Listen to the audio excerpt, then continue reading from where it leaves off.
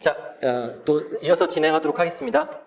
자, 어찌됐든 요 장에서는 별거 아닌 것 같지만 여러분들이 아까 제가 말하는 이 균등한 가중치 학습에 대해서는 좀 고민을 해보실 필요가 있어요. 그게 이제 그런 고민의 그런 어떤 고민을 많이 할수록 그런 안에 숨어있는 뜻을 이해할 수 있는 능력, 여러분들이 결국 역량이 크는 거예요. 그래서 그런 고민을 하시는 게 중요하지. 아, 뭐 이거다 그러면 남들 하니까 한다. 이렇게 해서는 여러분들이 실질적인 역량을 키우는 데는 어떠한 도움이 되지도 않습니다. 자, 그래서 이제 결과적으로는 우리가 이제 이렇게까지 데이터를 딱 정교화까지 하면 이제 모델을 정리해야 되죠. 그러면 이제 모델에 어떤 걸 쓸 거냐? 여러분들이 아까처럼 컨볼루션 막 쌓고 풀링 어떻게 할 거냐 이렇게 만들어도 되고요. 스택하는데 코드로 쫙 쌓아도 되고 남들이 만들어 놓은 거는 가져오면 돼요. 좋은 거. 싹 가져와 가지고 얘를 이용해서 학습을 하면 되죠. 그래서 이런 부분은 이렇게 설명드릴 수 있고요. 그럼 이 모델이 과연 내 데이터에 최적화다? 그건 아니죠. 뉴럴 네트워크 같은 경우는 여러분들이 바꿔야 될, 코드에서 바꿔야 될 이런 것들이 되게 많아요. 변수들이. 그래서 이런 것들을 어떤 조건에서 가장 좋은 신경망 구조가 될 거냐? 데이터에 따라 다 다르죠. 내 데이터에 맞는 구조를 찾는 게 대표적인 뉴럴 네트워크는 뭐예요? 히든 레이어를 몇 개 쓸 거냐? 히든 레이어 하나의 그 뉴런을 몇 개 쓸 거냐? 등등을 다 해봐야지 알아요. 네. 근데 이제 CNN 같은 경우도 그런 것들이 있죠. 예를 들어 필터 사이즈, 아까 들여다보는 사이즈가 어떻게 돼요? 너무 잘게 들여다보면 특징이 없는 걸 뭔 특징을 뽑아요? 얘로 뽑는 건데 합성곱으로 얘를 엄청 작게 하면 어떻게 돼요? 아까 제가 그리드 잘게 쪼은 것처럼 아무 의미가 없는 거에서 특징을 뽑는 건 여러분들의 그냥 기대이죠. 그래서 필터 사이즈도 있을 수 있고요. 그리고 필터를 몇 개 쓸 거냐? 한 번만 해서 합성곱을 할 거냐? 한 번에서 특징 하나 뽑고 또 해서 다른 특징 뽑고 이렇게 해서 다 여러 특징들이 돼서 결국은 사람이냐 아니냐, 동물인데 개냐 고양이냐가 판별이 되는 거지, 한 번 훑은 다음에 그 안에 있는 모든 특징을 뽑을 수는 절대 없습니다. 그래서 실제는 필터도 많이 사용하고요. 스트라이드도 마찬가지예요. 필터를 어느 간격으로 스캔을 할 거냐. 이런 것들이 전부 다 그 변수예요. 여러분들이 바꿔야 돼요. 근데 답은 정해져 있지 않습니다. 여러분 데이터에 최적화된 그 모델을 찾는 거는 결국 이런 것들을 여러분들이 어떻게 찾을 거냐. 그래서 이거를 무식하게 이것저것 바꾸면서 찾을 수는 없어요. 왜냐하면 이거 5개죠. 이거 하나, 둘, 셋, 넷, 5개. 스트라이드 조건 10개. 이거 10개. 그래서 각 조건 10개를 해놓고 5개면 10의 5승계의 조합이 나와요. 그럼 이거 언제 하고 있어요? 하나 하는데도 예를 들어 헤비한 신경망 같은 경우에는 1시간 몇 시간 걸리는데 이거 10의 5승계 돌릴 수 있어요? 못하죠. 그렇기 때문에 더 나아가서는 어떤 게 최적화일 것이냐 여러분이 무식하게 찾는 게 아니고 잘 찾아야 되는 거죠. 그게 이제 최적화 기술입니다. 그게 이제 제네틱 알고리즘, 유전자 알고리즘이다 또는 베이지안 최적화다 이런 또는 액티브 러닝이나 이런 것들이 기술이 이제 들어가는 거예요. 잘 찾아야 되니까. 그래야지 내 데이터에 가장 좋은 모델을 찾는 거죠. 어쨌든 이런 것들이 이제 그 변수들을 하이퍼 파라미터라고 하고요. 결과적으로 여러분들이 이렇게까지 하게 되면 결국 뭘 할 수 있냐면 요걸 할 수 있는 거예요. 이미지 분류기를 만들 수 있어요. 바로. 또는 이미지로부터 나이를 맞추거나 어떤 값을 찾는 회귀 문제를 풀 수 있는 것까지. 자, 그 다음에 이제 그게 끝이 아니에요. 이런 신경막, 합성고 신경막을 잘 아시면 이제 오늘 여러분들이 배우실 객체를 탐지하고 객체에 대한 세그멘테이션, 분할을 하는 기능들을 더 고급 기술로 들어가죠. 대표적인 게 뭐예요? 자율주행 자동차가 있는데 라이다나 카메라로 보다가 사람인지 뭔지를 판단해서 액션을 취하는 문제. 실시간으로 막 사진들이 오는데 이놈 뭐다 다 판단을 해가지고 액션을 취하는 문제. 다 전부 다 이미지로부터 학습된 모델에서 들어가서 뭐다 액션을 취하는 분류기로 다 하는 거죠. 비전 문제만으로는 풀 수가 없어요. 그래서 비전과 인공지능 분류기가 같이 들어가 있고 그러려면 누군지인지 이미지가 하나가 들어오는 게 아니니까 판단해야 돼. 이런 게 전부 다 이미지 기반, 오브젝트 객체 탐지 및 분할 이 기능들을 아셔야 되는 거고요. 이제 더 나아간 기술은 아니고요. 이제 이런 거 걔는 이제 또 여러분 후속 강의에서 들으시면 될 것 같고요. 자, 한 20분 정도만 요거 해서 하고 CNN은 마치도록 할게요. 거의 다 끝났습니다. 자, 어찌됐든 이거는 좀 연구에 너무 좀 포커싱 된 거긴 하는데 이런 것들 할 수 있어요. 소재 개발을 하는 사람들은. 뭐냐면, 우리가 소재 같은 경우는 이렇게, 우리가 배터리다 아니면 태양전지다 뭔가 소재, 하프닉 옥사이드 요즘에 많이 관심을 가지고 있는데, 주로 이트륨이 도핑된 하프닉 옥사이드, 그래서 YSJ라는 그 물질이 있습니다. 뭐 이렇게 기판에다 증착을 하는데, 이게 증착을 잘못하면, 잘못하는 거 아니라 잘해도 이런 구조가 생길 수 있고 이런 구조가 생길 수 있고 이런 게 생길 수 있는데 하필 준한 정상인 이 올소론빅 구조를 만들었을 때 이 페로 일렉트리시티 그러니까 특징이 좋아져요. 그래서 얘를 100%로 만들고 싶은 거죠. 어떻게 증착을 했을 때. 근데 아시다시피 기판에다 증착을 하면 전자미를 시키면 이 원자들의 배열이 이래요. 여기서 얘는 어딨고 얘는 어딨고를 이렇게 인덱싱을 누가 한 박사급 인력이 눈이 빠지게 들여다봐야지 이렇게 상동정이라고 하죠. 페이즈 아이덴티피케이션을 할 수 있어요. 뭐에 대해서? 하나 실험해서 힘들게 사진 찍어서 열심히 분석해서 몇 프로 한 장. 자, 그러면 이 결과를 받아다가 실험 조건을 바꾸고 다시 찍고 이 과정을 자동화, 흔히 능동학습이나 이런 실험 설계를 하기 위해서는 사람이 이거 분석하면 안 되겠다. 그리고 사람은 그 박사분이 졸업하면 어떻게? 그 다음 박사가 하면 결과가 또 달라지는데? 자, 재현성 문제. 그래서 이거를 자동화하는 걸 어떻게 풀 수 있는지. 자, 우선은 이미지를 수집을 했어요. 어떤 식으로 했냐면 이렇게 실제 이미지를 찍은 거를 이렇게 뜯었어요. 뜯어가지고 만든 다음에 그리고 뜯기도 하고 인터넷에서 닥터프루브라는 이런 원자 패턴, 스템 이미지 이 원자 패턴을 시뮬레이션하는 파이썬 기반의 코드가 있어서 여기다가 결정 구조 파일인 이것도 이거는 이제 상용 라이브러리가 있어야 돼서 학교에서는 이제 계약이 되어 있으니까 받을 수 있어요. 이 CIF 파일을 넣으면 이 결정 구조가 이렇게 실제 스템을 찍은 것처럼 전자미를 찍은 것처럼 시뮬레이션이 돼요. 그래서 실험 결과가 와 이 시뮬레이션 결과를 합치면 이미지를 어떻게 돼요? 다양한 구조와 다양한 방향에 대해서 막 만들 수 있어요.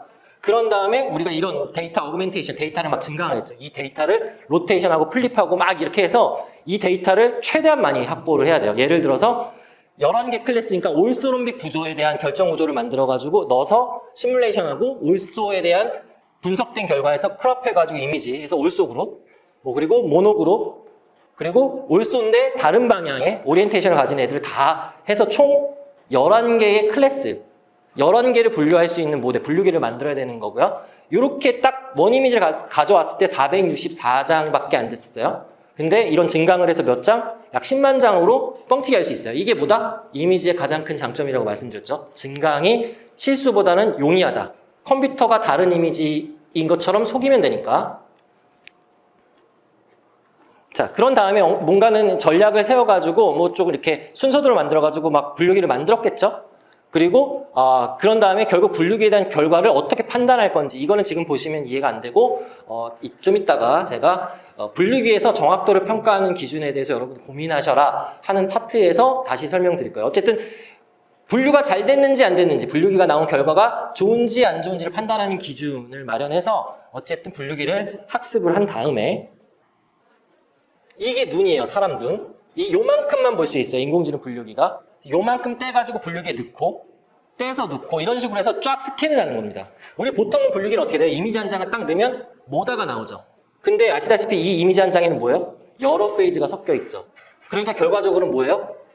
우리가 마우스로 이렇게 올려가지고 사람이 확대해서 보는 것처럼 그걸 우리가 머신으로 모사하려면 어떻게 돼요? 박스를 쳐가지고 거기만 분류기로 넣어야 되겠죠? 근데 그 어느 정도 사이즈가 될 거다. 소재를 정보했으니까 아시겠죠? 그 기준은 뭐다? 최소 유니셀이 최소 단위죠. 유니셀이 최소 단위잖아요. 규칙적인 어떤 구조를 만드는 데 있어 가장 최소 단위가 유니셀인데 유니셀이라 하면 그러니까 뭐 FCC 큐빅 같은 경우는 100, 010, 001 방에서 보게 되면 원자 4개만 있으면 그 유니셀의 최소 단위를 볼 수 있는 거죠. 그게 얼만큼 뒤틀려져 있는지. 그래서 최소 원자 4개는 볼 정도의 사이즈만큼을 들여다보게. 그 또 무슨 이슈가 있냐면 내가 이미지를 찍는데 항상 2배율로 머신에다 넣을까요? 현미경 찍는 사람들이 배율을 고배율로 찍을 수 있고 저배율로 찍을 수 있기 때문에 내가 박스를 정해도 이 안에 원자가 4개 들어올 수도 있고요. 수백 개가 들어올 수도 있고 왜냐면 들어오는 이미지가 다 다르기 때문에 이런 여러 가지 고민이 있죠. 그러면 어떻게 돼요? 어떤 이미지가 들어오더라도 완벽하게 판단할 수 있는 분류기에 대한 전략이 필요한 거죠. 자, 인공지능은 분류기는 남들이 만들어 놓은 거 라이브로 가져오면 됩니다. 그래서 안 해본 사람들은 그거 다 가져다 쓰는 거 아니냐라고 생각하실 수 있어요. 근데 여러분들이 논문을 보시게 되면 뭐 하나 남들이 한 걸 그대로 하는 경우는 인공지능 분야에서는 없습니다. 결국 아이디어고 내가 해결하는 문제를 풀기 위해서 그 전략과 그걸 이용해서 만들어내는 거예요. 그걸 다. 과거에는 어려웠는데 아이디어만 있으면 지금은 GPT로 만들 수가 있기 때문에 지금의 문제는 여러분들의 아이디어의 부재지 기능을 구현하지 못하진 않습니다. GPT 때문에 쉽게 코딩이 가능하기 때문에. 자, 그런 것들을 해서 우리가 뭘 할 수 있냐면, 자, 이렇게 쭉 해가지고 이제 뭐 이렇게 어쨌든 뭐 이것저것 뭐 복잡한 내용을 빼고요. 자, 얘가 막 들여다 봐가지고 결국 얘를 만드는 거예요. 딱 본 애에 대한 분류기에 넣은 다음에 결과가 얼마다 그러면 그 얼마라는 애로 그 값에 해당한 레이블로 픽셀 값을 1 딱 봤는데 두 번째 구조면 2 다 채우는 거죠. 그래서 숫자가 다른 거에 대한 컬러 맵을 하게 되면 딱 스캔하고 되면 어떤 페이지 오리엔테이션과 어떤 결정 구조가 어디 어떻게 만들어지는지 알 수 있고, 그러면 뭐예요? 색깔별로 프랙션을 계산할 수 있죠. 어떤 게 얼만큼, 어떤 게 얼만큼 정량 분석을 할 수 있습니다. 어떤 구조가 어떻게 생겼는지. 자, 이거는 여러분들이 한 장의 이미지를 넣어서 한 장의 분류기 나오는 게 아니에요. 그게 안 되기 때문에 분류기를 작게 만들어서 어떻게 캐스케이딩이라고 하는 스캔해서 이거를 어떻게 수학적으로 썸해서 어떻게 할 거냐, 되게 복잡한 문제가 있는데 그게 이제 그런 부분이 아이디어다 이렇게 생각하시면 될 것 같고요. 그래서 결론은 뭐냐면, 자, 이미지를 스캔을 어떻게 돼요? 스캔을, 그러니까 스캔이 아니고 이 분류기를 만들면 분류기에 들어가야 되는 사이즈, 박스 사이즈는 정해져 있습니다. 그러면 다양한 이미지가 들어온 환경을 모사하려면 어떻게 돼요? 인풋되는 이미지를, 리사이즈를 작게 크게 막 하면서 보게 되면 결과가 다 달라요. 그래서 제가 받은 이미지를 왜 다양한 사이즈로 리사이즈를 했냐면, 이제 내가 이걸 만들면 누가 찍든 간에 이미지가 어떤 배율로 오든 간에 결과가 나와야 되기 때문에 그 배율의 문제를 없애기 위해서 정해진 박스 안에 이미지를 넣을 때, 한 장의 이미지를 넣을 때 다양하게 리사이즈를 막 해가지고 요 박스 안에서 원자 4개 볼 거냐 6개 볼, 다양한 상황을 다 학습하는 거죠. 예, 그렇게 하게 되면 결과적으로 어떤 이미지를 넣으면 사이즈별로 결과가 나오고요. 이 결과에서 하나를 앙상블하는 겁니다. 앙상블하게 되면 매우 스무스한 결과가 나오게 돼요. 그래서 이게 하나가 나오고 이거를 자동으로 파이 차트로 뽑을 수 있게 되면 그냥 사진 한 장 넣으면 박사급 헬렬이 눈이 빠지게 분석 안 해도, 상동정을 안 해도 자동으로 원자 패턴에 대한 생성된 결정상이 뭐 올소름비가 얼만큼 나왔냐, 모노가 얼마나 바로 뽑을 수 있고요. 자, 사람들이 또 이제 학문적으로 또 궁금한 건 뭐냐면 이런 경계죠. 서로 다른 바운더리의 그 흔히 계곡, 그 도메인 바운더리가 어느 정도, 이건 궁금한데 이거는 이 연산 방식 자체가 샤프하게 이게 인터페이스가 존재할 수밖에 없겠죠. 하고 결과를 색칠하는 거니까 덮어씌게 하다 보니까 트랜지션 딱 색깔이 변하는 포인트는 무조건 경계가 샤프할 수밖에 없어요. 자, 그래서 어떻게 하냐면 분류기는 우리가 분류기를 이미지를 넣으면 결과가 뭐가 나오냐면 개고양이 분류기에서 고양이 사진 넣으면 고양이가 나오는 게 아니에요. 그 전 단계에 뭐가 나오면 확률이 나옵니다. 개일 확률과 고양이일 확률. 그래서 확률이 높은 값을 추천하게 되어 있는 거예요. 그러면 그 추천된 고양이가 중요한 게 아니고 확률을 이용해서 우리가 뭘 계산할 수 있어요? 바이너리 클래시피케이션 문제에서는 그 확률값 2개 더하면 1이죠. 개고양이인지 헷갈리면 헷갈릴수록 그 개일 확률과 고양이 확률이 뭐에 가까워져요? 머신이 멍청할수록 0.5에 가깝겠죠. 0.49, 0.51. 그러면 0.51이 고양이를 추천합니다. 근데 0.49, 51이라는 거는 컴퓨터 입장에서 뭐다? 헷갈리는 거죠. 그 헷갈리는 정도를 우리가 흔히 uncertainty, 불확실성이라고 하는데 걔를 어떻게 평가할 수 있다? 엔트로피 평가하면 돼요. XALLXA 더하기 XBLNXB. 엔트로피식을 이용해서 평가하면 그 X라는 건 프랙션이죠. 고양이 확률은 똑같이 프랙션이잖아요. 그래서 확률 값을 그 엔트로피에다 넣으면 확률이 비슷할 때 엔트로피가 가장 높은, 다시 말하면 가장 무질서하고 불확실성이 높게 나오고요. 이미지 딱 놓는데 고양이 확률 0.99, 개일 확률 0.01. 그러면 고양이를 딱 고양이다라고 말을 하는데 엔트로피 평가하면 뭐가 된다? 언설티티는 낮아요. 자, 그러면 결국 이 분류를 한번 딱 해서 이거를 딱 칠했다는 얘기는 동시에 한 번 딱 찍을 때 확률이 다 나오고 확률 엔트로피를 계속 계산을 하게 되면 우리가 뭘 할 수 있냐면 이 엔트로피 값으로 그대로 픽셀을 치아놔서 계산을 하면 엔트로피 맵을 알 수가 있어요. 얘 같은 경우 우리가 컴퓨터가 확실하다 근데 여기 경계면 어떻게 돼요? 결정 구조가 싹 컨티뉴어스하게 변화하는 지점에서 분류기가 헷갈리기 시작하죠. 애매하잖아요. 이것도 저것도. 그러면서 언설티가 높아지면서 엔트로피 값이 높아질 거고 완벽하게 자기형으로 하면 엔트로피가 낮겠죠. 자, 거기서 아이디어를 내가지고 엔트로피 값으로 얘를 뿌리면 흔히 우리가 궁금했던 수 나노 또는 수십 나노의 그 도메인 바운더리 에어리어를 이런 식으로 평가할 수 있어요. 이건 제가 주장하는 거고요. 자, 어쨌든 이런 식으로 이용할 수 있다. 단순 분류기가 대단한 게 아니에요. 분류기는 누구나 할 수 있고 거짓말 보태지 않아서 초등학교 5학년도 합니다. 그냥 인터넷에 하면 돼. 분류기가 중요한 게 아니고 얘를 어떻게 활용할 건지를 여러분 소재 관점에서 이런 식으로 풀 수 있다. 자, 실습은 이거는 제가 실습 코드는 하나만 잠깐 보여드리고 이렇게 뜰 거고요. 여러분들이 그 로그인, 지메일 로그인 하면 이렇게 뜰 거고요. 옆에 보시게 되면 이제 뭐 런타임, 유형, 뭐 GPU로 바꾸는 이런 부분은 설명이 앞에 요 내용 설명되어 있으니까 한번 똑같이 따라 하시면 될 것 같고, 중요한 거는 이렇게 여기 누르시면 초기 폴더입니다. 초기 폴더. 근데 얘는 다운로드를 여기다 업로드를 해놓으면 이 창을 닫고 다시 키게 되면 사라져요. 아마 이건 그것 때문에 콜앱 정체일 것 같아요. 왜냐하면 모든 데이터를 개인 사용자별로 관리하려면 결국 데이터 그 DB 문제, 용량 문제 때문에 아마 그렇게 하지 않을 거예요. 그래서 사용할 때는 하지만 저는 여기다 이렇게 어떻게 업로드하는지, 그리고 이게 영구적으로 유지되는 방법은 내 클라우드 안에 넣고서는 넣는 건 되지만 이렇게 어떤 공유된 링크에서 이게 계속 남겨져 있진 않더라고요. 자, 보시면 여기서 이제 저희 랩 학생들이 열심히 잘 만들어 놨어요. 여기 다운받는 걸 다운받으면 여러분 컴퓨터에 다운이 받아질 거예요. 다운이 받아질 거고, 저는 시간이 오래 걸려서 다운을 미리 받아놨어요. 미리 받아놨고, 결국은 뭐야? 페이스 데이터를 업로드하라고 되어 있어요.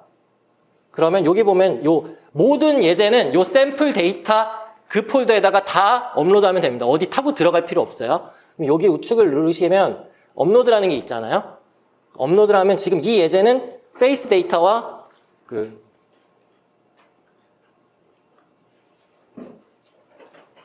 요 두 파일을 업로드하라는 거거든요. 그 여러분들이 아까 위에 요 노트에서 명시된 대로 거기를 딱 클릭하면 자동으로 여러분 컴퓨터의 다운로드로 요 두 파일이 다운 받아질 거고요. 그 다운 받았다는 가정하에 제가 이거를 업로드하는 거예요. 어디다 업로드하는 거냐면 여기를 눌렀으니까 이 샘플 데이터 하위 폴더에 여기 초기 이 샘플 데이터 안에 이제 업로드가 될 겁니다. 요 기존 파일은 무시하시면 돼요. 그럼 여기다가 업로드를 하고, 저는 여기다가 다운을 제가 가지고 와가지고 USB로 얘를 업로드하게 되면 나오는 메시지는 다 무시하시고, 이게 오래 걸려요. 이게 제가 해봤는데, 그래서 미리 어떻게 하려고 했는데 진행을 거의 할 수가 없을 정도로 오래 걸립니다. 얘는 헤비하지 않은 코드인데도 불구하고 이 업로드 다운로드가 시간이 많이 걸려요. 어찌됐든 얘를 딱 다운로드하면 그 순서 이제 업로드하면 그 다음부터 설명을 드릴게요. 너무 학생들이 이거를 잘 만들어놔서 주석을 다 달아놨어요. 그래서 혹시 코드가 모르면 코드를 드래그해서 GPT한테 던져서 이 코드가 뭘 의미하냐 물어보거나, 또는 초등학생한테 알려주듯이 알려달라 그러면 이해를 못할 수가 없습니다. 정말로. 예. 이해를 안 하는 건 할 수 있지만 못할 수는 없어요. 그러니까 코드 설명하는 건 지금 시점에 별로 의미가 없습니다. 자, 어찌됐든 제 압축 파일 자체를 업로드하는 이유가 이 클라우드에다가 업로드한 상태에서 코드로 풀 수가 있어요. 그러면 여러분 두 개의 압축 파일이 업로드 될 거고, 이 코드를 실행하면 잘 읽어보면 압축 파일을 푸는 코드예요. 그러면 이 가상의 이 공간에 그 압축 파일이 자동으로 풀려서 폴더가 생성이 돼요. 한번 해볼게요. 해보면 안 되죠. 이게 아직 업로드가 안 됐으니까. 근데 어쨌든 파일이 이제 요거 한번 금방 될 거예요. 요것만 제가 한번 테스트 해볼게요. 자, 어찌됐든 됐다고 하고 압축을 풀고, 그 다음에 두 번째 압축 파일을 두 개 올렸으니까 풀고, 그런 다음에 요 예제 코드를 필요한 라이브러리 호출하는 임포트하는 라이브러리. 아마 여기 계신 분 중에 이 임포트 라이브러리 자체가 모르시는 분들도 있어요. 그러시면 안 되지만 많은 수가 그렇게 있을 수도 있습니다. 예를 들어서 제가 A 더하기 B는 3이다 라는 덧 캘큘레이터를 만들게요. 만드는 방식이 두 개가 있겠죠. 예를 들어서 바스켓 하나 이름을 C라고 정의하고, C는 3, A는 3, B는 2, 그런 다음에 C는 A 더하기 B, 그리고 프린트 C 하면 더하기 나오는 거죠. 이거를 계속 반복적으로 하기 위해서 여러분은 계산기를 어떻게 만들어요? 이 코드를 계속 쓰기 싫으니까 함수를 만든 다음에 계속 그 함수를 콜해서 만들죠. 그 함수에는 매개 변수를 두 개를 받는 거죠. A와 B를 받아서 그 안에서 받은 매개 변수를 더한 다음에 리턴으로 결과를 뿌려주는 함수를 만들어 놓고, 밑에서 그 함수를 계속 매개 변수 넣으면서 하는 계산기를 만들죠. 그 계산기 또 어떤 함수들을 데피니션을 정의한 거를 수백 개 만들었다고 볼게요. 수백 개 만들어서 누구는 파이썬 파일로 관리할 수도 있지만 그 파일 자체가 결국 라이브러리를 생각하시면 돼요. 여러분들이 남들 라이브러리를 여기서 하나하나 가져온 넘파이라는 라이브러리는 여러분이 넘버4 파이썬이라고 해서 파이썬으로 숫자 연산이나 벡터 연산 이런 걸 하기 위한 묶음이라고 보시면 돼요. 되게 똑똑한 사람들이 그 함수를 많이 만들어 놔가지고 통으로 라이브러리로 만들어 놨어요. 그래서 남들이 만든 라이브러리를 호출하게 되면 얘 안에서 제공하는 다양한 함수들을 여러분들이 되게 쉽게 쓸 수 있어요. 그래서 지금은 코드를 막 열심히 알고리즘 잘 짜가지고 만드는 시대가 아니고 남들이 만들어 놓은 거 가져다가 얼마나 잘 쓰냐를 얘기하는 거죠. 자, 어찌됐든 임포트 한 다음에 데이터 전처리면 학습 데이터 증강을 주석으로 얘를 누르면 쭉 뭐 학습 데이터가 어떻게 돼 있고 트레인 데이터는 어떻게 돼 있고 뭐 이렇게 나올 거고요. 데이터 분포. 학습하기 전에 내가 이 학습하기 위한 데이터는 어떤 데이터인지 그리고 어떤 분포를 가지는지 여러분들한테 보여주기 위해서 학생들이 이렇게 코드를 만든 거고요. 그리고 내 데이터는 학습할 건데 이 데이터는 뭔지 한번 보기 위해서 데이터가 예를 들어 10만 개다. 그러면 그중에 1번부터 10개의 학습할 데이터를 보여놓은 거예요. 이런 데이터 학습할 거다라는 거를 여러분들 보여드리기 위해서 한 거고 사람 이미지죠. 그래서 남자냐 여자 이미지예요.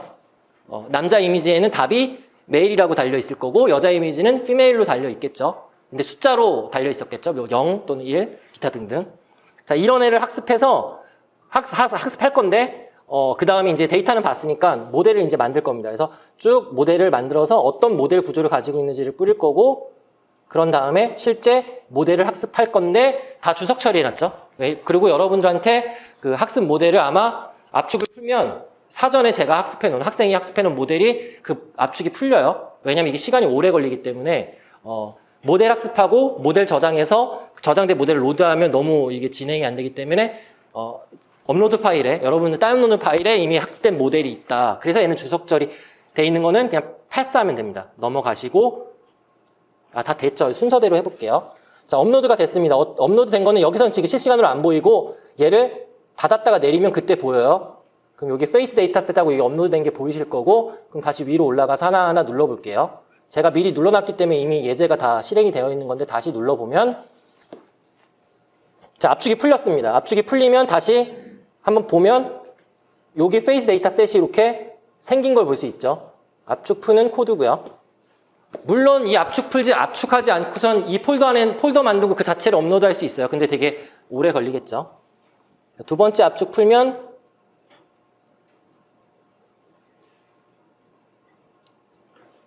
테스트 데이터셋 폴더가 풀린 걸 확인할 수 있죠. 여기에는 제 사진도 있어요. 어찌됐든 자, 그럼 라이브러리 이제 임포트 하고요.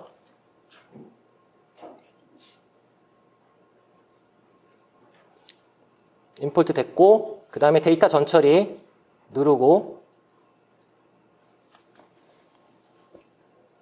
이렇게 나오면 실행이 돼서 완료가 된 거고요. 그 다음 과정 이 데이터는 어떤 분포가 어떻게 되는지 이 코드로 확인한 거예요. 그랬더니 매일 여자 데이터 남자 데이터 얼만큼 있고 여기에 그 트레이닝은 얼마로 할 거고 학습하면서 그 검증 밸리데이션 얼마로 할 건지를 뿌려놓은 거예요. 이거는 이제 학생들이 여러분들이 수업을 이렇게 잘 주석 달면서 하나하나 따라가면 매우 쉽게 이해할 수 있기 때문에 최대한 이해하도록 아마 만들었을 겁니다. 그래서 데이터 시각화 누르면 실제 이제 데이터 DB에 이런 게 있다. 그리고 모델 만들면 그리고 마지막에 내가 만든 모델을 비주얼라이징하게 코드를 넣어놔서 내가 만든 모델이 어떤 구조를 가지고 있는지가 나와 있고 CNN입니다. 그리고 학습은 주석 처리했으니까 넘기고 결과 시각화를 얘는 지금 학습을 안 했으니까 넘어가고요. 최종 학습된 모델을 콜해서 뭘 맞히는 거냐면 남자인지 여자인지를 맞추는 그 분류기입니다. 우선 단순한 분류기예요. 이렇게 얘는 그 남자인데 여자 같은 애. 근데 얘가 뭐라고 했냐면 여자일 확률이라고 맞췄죠. 그러면 뭐다? 누가 봐도 여자인가요? 남자잖아요. 누가 봐도 남자인데 얘는 여자라고 했어요. 그러니까 그러면 저거 궁금하잖아요. 쟤 왜 머신이 왜 쟤를 여자라고 했는지 그 아는 법도 이제 어떻게 하는지를 추적하는 법을 좀 더 설명을 드릴 거예요. 이제 그 그래드 캠을 이용해서 결과가 어떻게 얘는 이해해서 얘를 여자라고 했는지 그래서 이렇게 나와 있고요. 근데 이제 여러분들이 만약에 다른 이미지를 넣고 싶다. 어떻게 하냐면 정확하게 인터넷에서 사람을 검색한 다음에 그 검색 이미지를 캡처해서 PPT에 붙여서 다름 이름 저장하게 한다면 JPG 확장자로 저장을 하세요. 저장한 걸 어디다 넣으면 되냐면 여기다 넣으면 돼요. 여기 보면 테스트 데이터 여기다가 업로드하면 돼요. 업로드는 이 안에서 가는 게 아니고 테스트 데이터 폴더에 업로드해서 여러분이 저장한 걸 여기다 집어넣으면 되고 제가 한번 숫자를 넣어볼게요. 여기다 넣으면 됩니다. 1.jpg가 아니고 뒤에를 계속 넣어볼게요.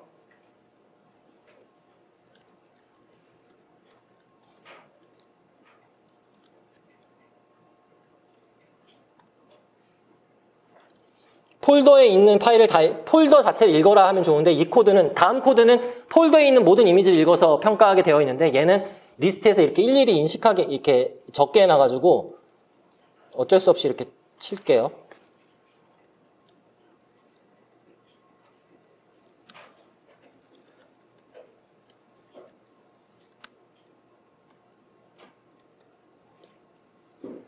자, 7까지 있었죠? 7까지. 근데 하나만 더 추가할게요. 그래서 여러분들한테 보여드리기 위해서 사전에 그 학회 홈페이지에 들어가서 이렇게 따왔어요. 제가 만만하진 않지만 친한 박사님과 교수님, 이 후에 내일 볼 고대 김용주 교수님과 김동훈 박사님 봤죠. 그리고 여기 위원장님. 이렇게 해서 제가 그 위원장님을 할게요. 예, 이쪽이 위원장님. 여기다가 테스트 데이터에다가 제가 이제 업로드 할 건데요. 아까 다운로드에다 넣어놨죠. 다운로드에 이 테스트1 JPG 업로드 하면 여기로 들어가요. 여기 요 차트가 다 돌면 여기 들어갔죠. 테스트1. 그럼 테스트1을 죄송하지만 위원장님을 넣겠습니다. 자, 이렇게. 그런 다음에 학습된 모델을 잘한 거 아니에요? 대충 했을 거예요, 학생들이. 대충한 모델이에요. 대충한 모델인데, 그러니까 정확도는 떨어지겠죠. 자, 어쨌든 그 학습된 모델을 바탕으로 그냥 이밸류에이션 하게 되면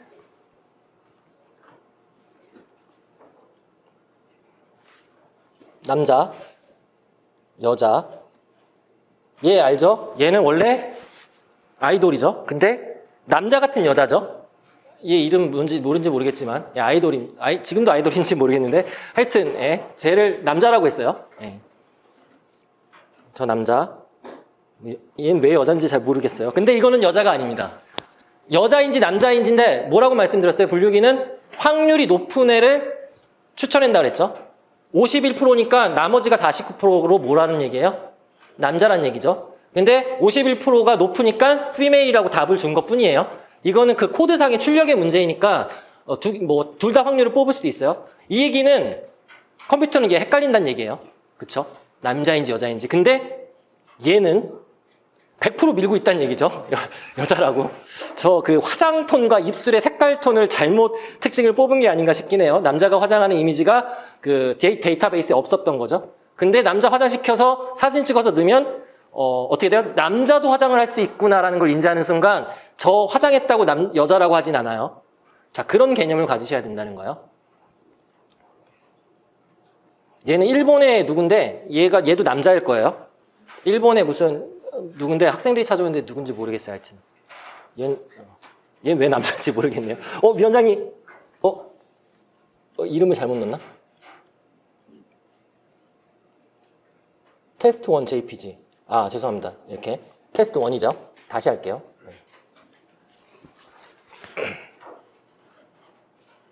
자, 100% 남자입니다. 예. 아쉽게도. 자, 어쨌든 이런 식으로 한다. 별거 아니다. 이거는 매우 단순한 거죠. 이미지, 얼굴, 남자, 여자, 성별 이미지 데이터베이스를 인터넷에 있는 공개된 걸 가져와서 분류기 학습을 해서 이미지 넣으면 남자인지 여자인지를 밝히는 문제예요. 자, 이제 더 나가야 되는 거죠.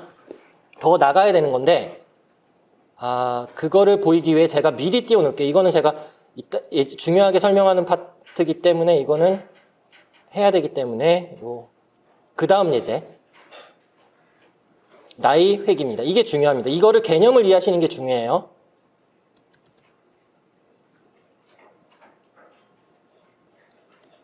이렇게 들어가게 되면 기존 런타임이 종료를 하지 않으니까 계속 이제 에러가 날 수도 있어요. 그럼 기존 런타임 종료하고 해야 됩니다.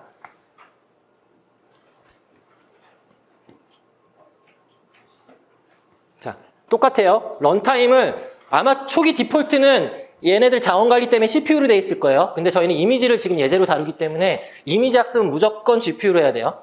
CPU는 실수 데이터는 CPU가 훨씬 더 빠릅니다. 엄청 히든 레이어를 400개 치지 않고서는 그 트랜지션 포인트가 있어요. 예를 들어서 실수인데 히든 레이어를 400개 박아서 엄청 딥하게 한 다음에 얘를 CPU랑 돌리고 GPU랑 보게 되면 이 히든 레이어가 300개에서 400개로 넘어간 순간 CPU가 화를 내요. 진짜 컴퓨터에서 CPU에서 소리 납니다. 끼 거리면서 CPU 속도가 GPU보다 느려지는 순간이 와요. 그 전까지는 400개 이하의 일반적인 뉴럴 네트워크는 무조건 CPU가 빨라요. 실수 데이터는. 근데 이미지가 들어오는 순간, CNN이 들어오는 순간 기본적이 다 딥러닝이죠. 구조가 복잡하기 때문에 걔는 무조건 GPU가 빨라요. 그래서 이미지는 GPU로 하셔야 되는데 런타임에서 GPU로 유형을 변경하라 이 얘기입니다. 그래야지 이 코드가 콜앱에서 제공하는 GPU 기반으로 하고 뭐 돈을 내면 더 좋은 GPU 이렇게 가는 시스템이라고 보시면 되고요. 다운 받겠죠. 얼굴 이미지 데이터셋 그리고 그 이름은 페이스 데이터 이건데 이걸 다운 받았다고 한다면 업로드 해야 되겠죠. 저는 다운 받아놔서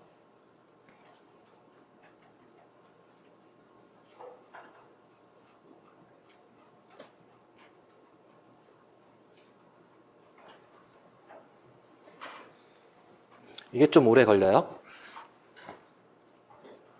자, 얘에 대해서 간단 똑같아요. 압축하진 거 압축 풀겠죠. 라이브러리 임포트하고 뭐 기타 등등은 똑같아요. 근데 얘 데이터베이스는 얘입니다.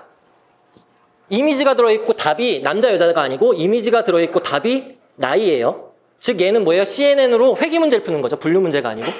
이미지에 들어가면 나이를 맞추는 거예요. 이건 더 재밌어요. 아까 제 사진 집어넣으면 참고로 15살로 나옵니다. 이거 모델 되게 정확합니다. 진짜로. 정확하고 다 넣어봤어요, 제가. 진짜로 한번 여러분 사진들 넣어보세요. 여러분들은 이제 나중에 문제될 수 있기 때문에 제가 인터넷에서 막 이렇게 가져와서 넣고 싶지만 이게 문제될 소지가 있어서 자, 어쨌든 제 사진은 뭐 제가 상관없으니까. 자, 어쨌든 이런 데이터예요. 얘를 가져다 회귀 문제를 푸는 것까지는 똑같아요.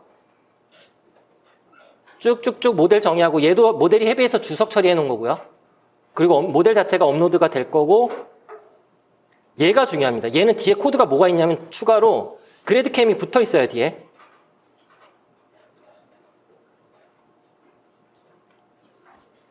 이거는 분석하는 새로운 코드가 붙어 있는 거예요. 얘에 대해서 좀 설명을 하려고 하는 거고요. 얘는 어떤 식으로 하냐면 일반적인 거라면 결과가 어떻게 나오냐면 이미지를 넣으면 답을 알려주는 게 일반적인 회귀 모델이죠. 근데 이게 궁금한 거죠. 왜 쟤를 23살이라고 했는지 궁금한 거죠. 그래서 학습이 다 끝난 모델에다가 이미지를 넣으면 몇 살이냐고 나오는 모델에다 몇 살이면서 학습이 끝났다는 건 이 구조의 가중치가 다 세팅이 끝난 상태죠. 그런 다음에 이미지 던지니까 타고 들어가서 중간에 피처들 막 있겠죠. 해서 나이 딱 나온 건데 이 나이가 나왔을 때 마지막 피처 맵을 본 거예요. 그래서 그 피처 맵을 이상한 작업을 해서 내가 집어넣은 이미지에다가 덮어서 보여준 거예요. 그랬더니 저 나이가 털 아니에요. 관상학이니까 요걸 보고선 23살이라고 했고 나이 많은 사람들은 주름 여기 보면 여자는 주로 헤어결 가져다가 보게 돼요. 목주름 그리고 여기 그 주름 그 77살 이렇게 나왔다라는 얘기예요. 그러면 이게 뭐가 중요하냐면 이거 그냥 재미로 하라는 얘기가 아니고요. 이게 뭐랑 중요하냐면 우리가 소지하는 사람들은 이상치라는 걸 탐색하고 손상 파괴나 이런 것들을 이제 인공지능 많이 할 텐데 결과가 나왔는데 이 결과가 왜 나왔는지를 해석하는 걸로 쓸 수 있다는 거를 설명드리기 위해서 이 예제를 좀 더 깊이 있게 좀 보려고 해요. 아직 오래 걸리기 때문에 업로드가. 그래서 자료로 다시 들어가서 이 자료에 있는 이 내용은 지금 그 링크를 따라가면 콜앱에 있는 노트북에 있는 그 노트의 내용과 똑같아요. 똑같은 내용이기 때문에 콜앱 들어가서 거기를 읽으면서 실행하면서 각각 주성해 있는 거를 이해하시면 될 것 같고요. 얘가 중요한 게 아니고 얘죠. 예. 요 내용을 학생들이 만들어줬는데 제가 봐도 이해가 안 돼서 제가 다시 만들었어요. 요 과정. 그래디캠이 무슨 역할을 이거는 CNN 이 라이브러리가 아니에요. CNN으로 회귀 문제를 풀었는데 이 푼 모델을 뒤에서 코드를 붙여가지고 해석하기 위해서 쉽게 제공하는 남들이 만들어 놓은 거죠. 근데 이게 되게 중요한 건 아니고요. 이걸 안 쓰더라도 여러분들이 수업을 들으면 바로 구현할 수 있어요. 관상학 뭐 이렇게 해석을 한다고 해요. 이걸 보고서 나이를 예측하는데 저희는 그게 중요한 게 아니죠. 얘입니다. 자, 학습이 끝난 상태에서 이제 이미지를 던지면 이 모델은 가중치가 끝났기 때문에 결과를 주죠. 몇 살인가? 이렇게 나올 겁니다. 자, 이 상태에서 딱 결과가 나왔으니까 그 다음에 여기서 끝나는 게 아니고 이 나이가 왜 나왔는지를 분석하는 관점에서 뭐를 보는 거냐면 얘를 보는 겁니다. 이쪽은 플래트닝하는 회기로 끌고 가기 위해서 숫자를 1차원으로 피는 문제인 거고 그 전 단계까지가 특징을 뽑아서 마지막 딱 뽑았을 때의 특징 맵이에요. 근데 왜 여러 장? 필터를 한 장 한 번만 긁은 게 아니죠. 이렇게도 긁어서 특징 뽑아보고 저렇게도 긁어서 특징을 뽑아서 만약에 특징을 5개로 뽑아서 최종 끌고 왔다면 저 마지막 단계 피처 맵은 학습하게 되면 그냥 훅 가는 건데 학습한 모델에서 사진을 넣으면서 여기서 뭐가 나오는지 끄집어낼 수 있어요. 코드로. 분석을 할 수 있다는 얘기예요. 쟤를 이용하자는 얘기입니다. 쟤가 어떤 관점을 가지고 있는지 좀 볼게요. 하나만 가져올게요. 특징 맵이 하나만 있다고 가정할게요. 하나만 있다는 얘기는 이 이미지에서 쭉 가서 특징을 뽑은 다음에 뒤에 댄스레이로 연결했더니 나이가 뽑혔다는 얘기는 이 나이는 저 특징에 의해서 결정이 된 거죠. 그러면 과연 저 특징이 왜 나이를 결정했는지를 우리가 이해하려면 저 한 장을 건드려야 돼요. 건드려 봐야 됩니다. 이게 핵심이에요. 그게 뭐냐면 원래 우리가 이미지가 아니고 실수 데이터는 어떻게 되어 있냐면 저 왼쪽의 이미지가 만약에 그럴 일 없지만 4 곱하기 5픽셀이라 20픽셀이라면 플래팅하면 픽셀당 하나의 변수니까 쭉 피면 엑셀에다 저렇게 쓸 수 있죠. 마치 실수 데이터인 것처럼. 자, 이렇게 핀 건데 왼쪽에 이미지를 핀 거라고 생각하지 말고 그냥 실수라고 볼게요. 그러면 엑셀에 쓴 실수는 뭐예요? X1에 있는 픽셀 값이지만 실제 밸류가 이렇게 있을 거고 그거에 대한 나이가 Y 값이겠죠. 이런 데이터가 왕창 있으면 열심히 학습해서 뭘 예측해요? 사람들은 X에 따른 Y가 나오는 거죠. 이때 사람들은 평가된 모델이 Y는 fx가 있다면 X를 막 넣으면서 Y를 막 예측합니다. 근데 X가 하나가 아니고 여러 개니까 민감도라고 해요. 민감도. 어떤 변수가 Y에 미치는 영향.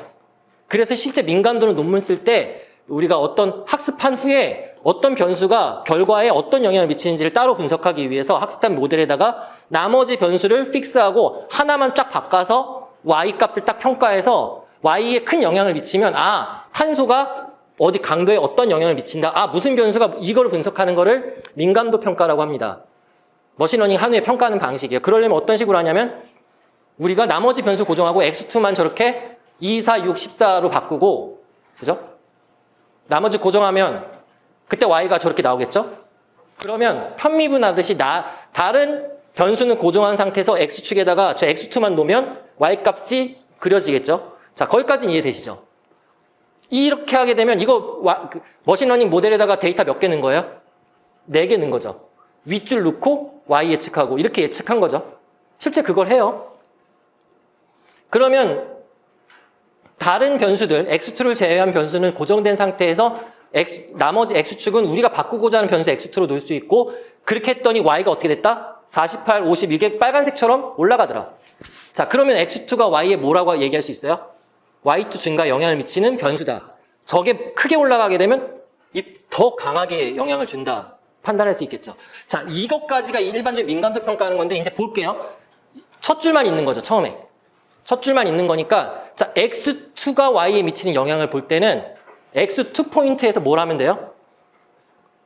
기울기를 계산하면 되죠. 이 기울기 계산이 결국 이렇게 데이터를 다 넣어본 거예요. 그걸 그레디언트라고 하죠. 이 그레디언트가 의미하는 게 뭐예요? 2에서 X2를 살짝 옮겼을 때 Y를 얼만큼 바뀌는지에 대한 기울기, 즉 그레디언트. 다시 말하면 그레디언트를 분석하면 뭘 할 수 있다? 변수가 Y에 미치는 영향. 여기까지 이해되시죠? 자, 그럼 다시 이미지로 가볼게요. 이미지로 가면 이 데이터가 다 픽셀이죠. 한 장의 피처 맵이 뽑혔는데 피처 맵의 각 픽셀을 하나씩 바꾸면서 나머지 다 고정이고 첫 번째 픽셀을 바꾸면서 나이에 미치는 영향 바꾸면서 나이에 미치지. 그럼 각각 픽셀당 뭐가 나온다? 그레디언트가 나오겠죠. 그죠? 그 중에 큰 그레디언트도 있을 거고 그래서 그 다음에 얘를 전부 다 계산해서 여기다 넣었죠. 여기다가 그레디언트를 다 계산하겠죠. 그럼 저 피처 맵 하나에 대한 무슨 그레디언트가 나와요? 저 피처 맵이 하나가 아니잖아요. 평균 그레디언트가 나오겠죠. 피처 맵 1에 대한. 근데 실제 학습하게 되면 이 마지막 단위 이게 하나가 아니에요. 수백 개가 될 수 있어요. 그럼 이 그레디언트를 어떻게 돼요? 이게 지금 5개라면 얘는 5개니까 저 짓을 5번 하는 거죠. 그래서 평균 피처 맵 한 장당 그레디언트를 뽑은 다음에 그럼 이 그레디언트가 기울기가 있겠죠. 어떤 거는 크고 어떤 건 작고. 그레디언트 큰 피처 맵은 뭐예요? Y에 나이의 영향을 많이 미치는 피처 맵인 거죠. 자, 그러면 이거에 대한 가중치를 어떻게 한다? 프랙션이잖아요. 1, 2, 3, 4, 5 분의 1. 그러면 뭐예요? 전체 피처 맵 중에 피처 맵 1이 미치는 가중치가 나오는 거. 상대적인 크기가 나오잖아요. 그게 가중치입니다. 그레디언트 가중치. 이해되시죠? 그래서 그레디언트 가중치를 계산하면 이렇게 방식으로 하면 전체분의 이거에서 가중치 1이 나왔겠죠? 그죠? 가중치를 어떻게 뽑았는지를 얘기하는 거예요. 그레디언트를 계산해서 뽑았다는 게 이미지니까 장난스럽지 실제 우리가 소재를 분석할 때 이 방식을 써요. 어떻게 해석하는지를 얘기하는 겁니다. 자, 그럼 여기서 끝이 아니겠죠? 그럼 다시 갈게요. 자, 48살입니다. 한 장을 넣습니다. 피처 맵이 5개 있죠? 뽑은 다음에 학습을 한다는 얘기예요. 학습이 종료된 거에다 사진 던지고 이게 나왔을 때 얘를 열어가지고 아까처럼 평균 그레디언트를 계산해가지고 가중치 1, 2, 3를 해서 할당하겠죠. 그런 다음에 이 피처 맵에다가 그냥 곱해버립니다. 그럼 어떻게 돼? 픽셀 값에서 저 가중치는 무조건 뭐와 뭐 사이가 돼요? 프랙션이니까 0과 1 사이에 있겠죠. 그러니까 1일 때 나머지는 0이고 하나가 1이라면 그 픽셀 값이 피처 맵이 그대로 오는 걸 얘기하고 원래 픽셀 값보다 무조건 무슨 일이 벌어져요?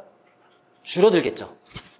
그러면 이 피처 5개 중에서 어떤 거는 더 강조되고 어떤 건 더 강조될 일은 없어요. 1보다 작으니까 무조건 줄어드는데 어떤 건 더 줄어들고 덜 줄어들겠죠. 그러면서 이거를 극대화시켜버려요.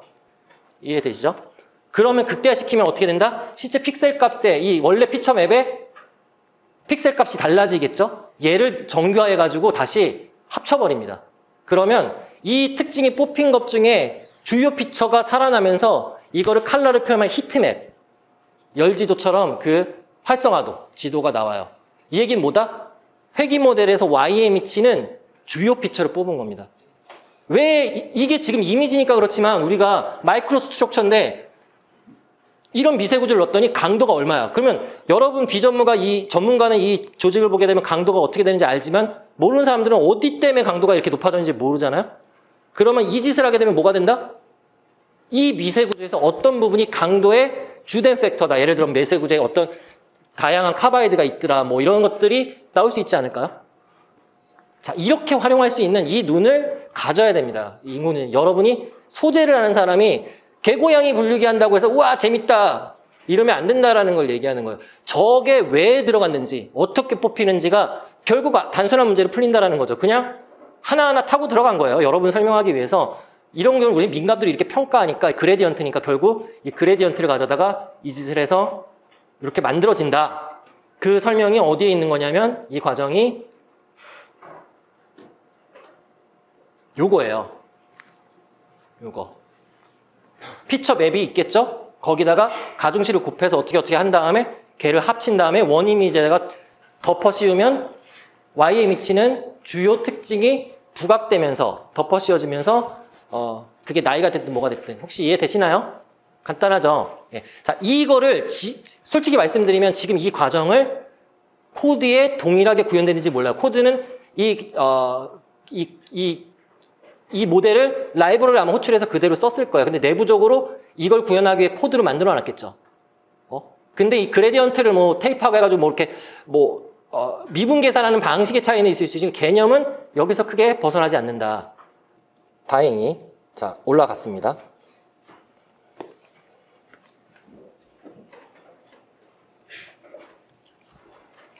앞쪽 풀었고요.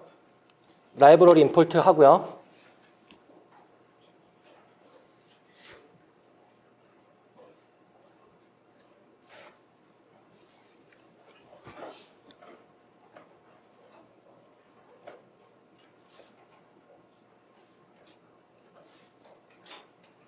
이미지 전처리 후 학습할 이미지와 나이로 확인하면 쭉 돌아가면 여기 뭐가 나올 거예요.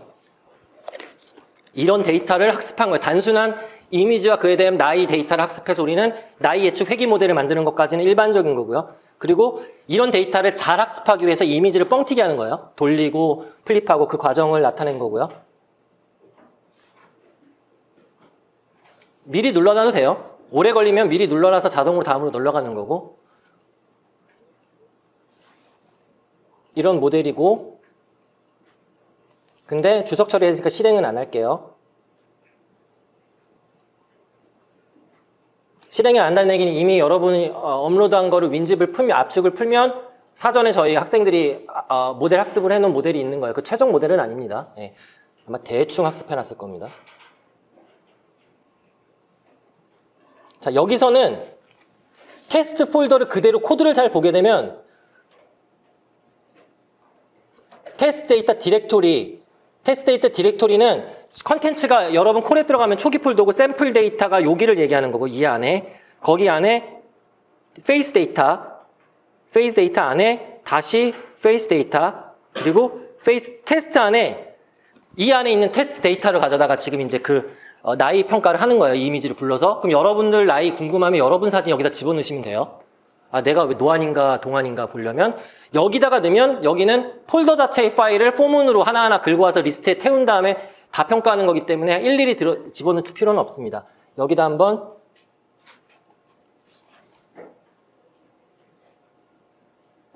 다운받은 게 어쩔 수 없이 다운받은 게 하나밖에 없어서 위원장님을 다시 넣고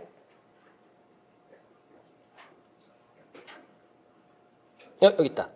오! 자, 이미 넣어봤어요. 제가 실수하면 안 되기 때문에 이미 넣어봤습니다. 그래서 혼날 필요는 없고요. 14살.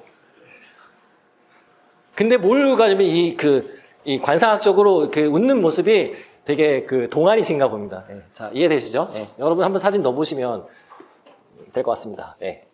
자, 이렇게 여기서 중요한 건 단순 예제가 중요한 게 아니고요. 제가 반복적으로 말씀드리지만 뭐가 중요하다?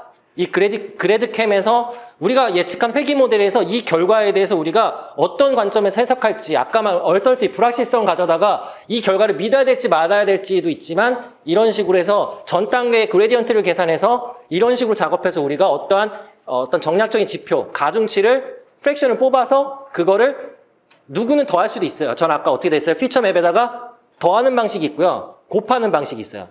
곱하면 이 픽셀 값의 편차를 작은 놈은 더 작고 큰 놈은 이게 키우기 위한 작업이고 덧셈은 리니어하게 더해지기 때문에 이게 특성에 따라 다릅니다. 그래서 그걸 고민해서 그 작업을 하게 되면 우리가 여러 가지 또 어떤 것들을 할 수 있다 까지 하고 10분만 쉬었다가 다음 이어서 진행하도록 하겠습니다.